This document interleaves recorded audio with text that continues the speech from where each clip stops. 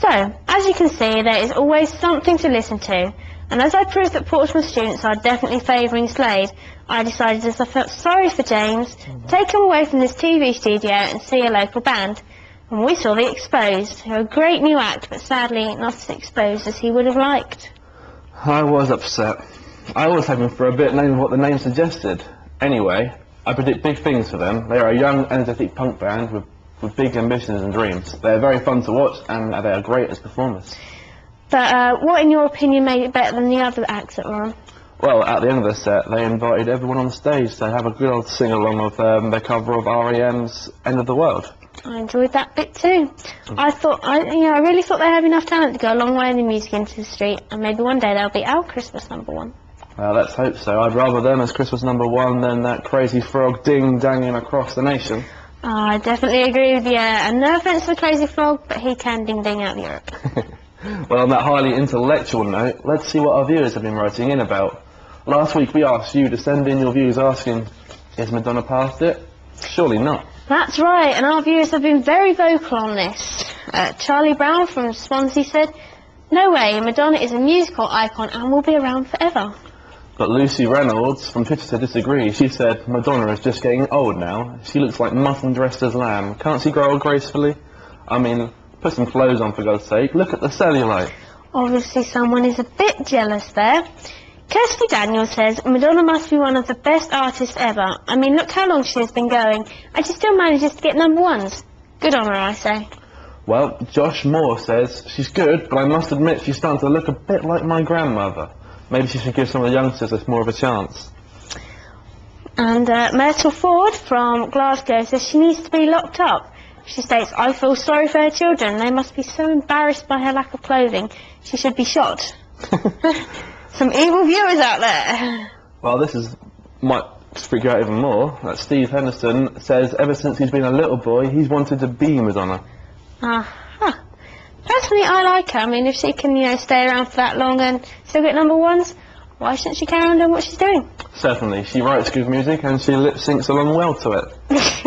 Oh, and with all this major sucking up, maybe we'll even get her on the show sometime soon. You never know. Anyway, for next week, we'd like your views on the increasing number of pop stars moving into the film industry, such as 50 Cent and Andre 3000. Do you enjoy seeing your favourite stars on the big screen, or is it all just part of the entertainment industry, or should they stick with what they're best at? You can send us your views via our website, which is www.intune.com. Anyway, don't go anywhere, as we've got more of the best coming up in part 2 of Intune. Which we have. Including a performance from Stephen Howe, which I'm very looking forward to. And we all know you are, so. See you soon. See you soon. Portsmouth University has actually been very proactive in consulting with industry to try and find out what industry actually wants. We've used Portsmouth University's teaching company scheme to develop special purpose products. The cost of the company is quite low, and that's been very, very successful. Universities bring on latest technologies. We could utilise the rapid prototyping, rapid tooling for quicker mould manufacture. Portsmouth University is strengthening.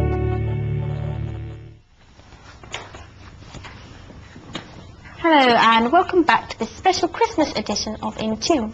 Right, we're joined now by Santa's little helper for today, Stephen Howe. Hello. He's going to be performing live later on the show, isn't that right? Yep, that's right. I'm going to be doing my new song. Oh, and I believe that's entitled Gone, is that correct? Yeah, that's right. Anyway, we'll be talking about all that and more a little later on in the show.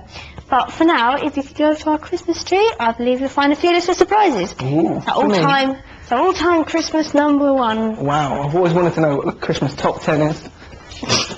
Don't be cheeky. Anyway, if we start from number 10, let's start the countdown. Number 10. E17. That's right, E17, Stay Another Day, made Christmas #1 in 1994, beating Boys End's Love Me For A Reason. And number 9, it's John Lennon. Yes, Happy Christmas, War Is Over, sold a vast amount of copies. Number 8, Bing Crosby. White Christmas by Bing Crosby featured in the movie of the same name. In at number 7, it's Wizard. Yes, I wish it could be Christmas every day, a favourite in shops at this time of year. Number 6, Mariah Carey. Her track, All I Want for Christmas Is You was covered by 14-year-old Olivia Olson in the film Love Actually. And number 5, Band-Aid 20. Do they know it's Christmas? It was originally done 20 years ago and was re-released to raise money for children in Africa. And number 4, Louise's favourite, Slade. Oh, I told you it was a good song. Merry Christmas Everybody, which you heard earlier, made number 1 in 1973. Number 3, everyone's favourite, Wham.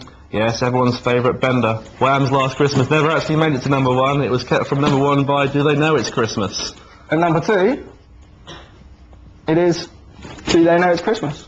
The original Band-Aid, Do They Know It's Christmas, raised millions of pounds in 1984, when Geldof, the founder of Band-Aid, only expected £70,000. And at number 1, the one you've been waiting for, It's got to be Doris Day. is the Pogues, I'm afraid. 6. Well, at number 1, apparently, it's Fairy Tale of New York, and it made our top 10 Christmas chart, released in 1997, but didn't actually make it to number 1. Well, I wasn't expecting it to be number 1 myself. No, well, I was hoping on Doris Day, as you all know. Well, I wanted to be Slade to be number 1, but at least mine was in the top 10. Well, moving on to some good music. Right, Stephen, do you want to settle up in the studio and perform for us? Okay, I'll just go and set myself up. Okay. And while you're doing that, we have a competition for you. Yes, we've managed to convince Stephen to give the lucky winner their own private performance. All you have to do is answer this one question. Which reindeer has a red nose? Is it A, Tudolf, B, Rudolph, or C, Gandalf? You can enter via our website, www.intune.com. And good luck to everyone who's applying. Okay, I believe Stephen is ready, so ladies and gentlemen, here's Stephen Howe performing Gone. 2.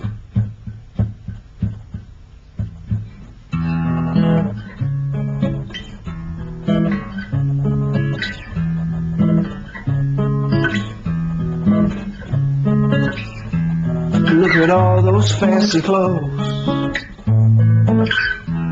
Yeah, but these will keep us warm, just like those. And what about your soul? Is it cold? Is it straight from the mold and ready to be sold?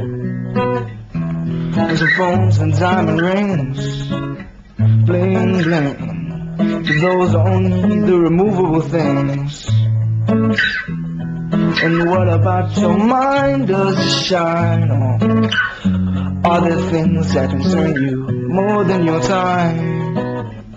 Gone, going, gone, everything gone, give a damn. Gone be the birds if they don't wanna sing. Gone people, all awkward with their things. Gone.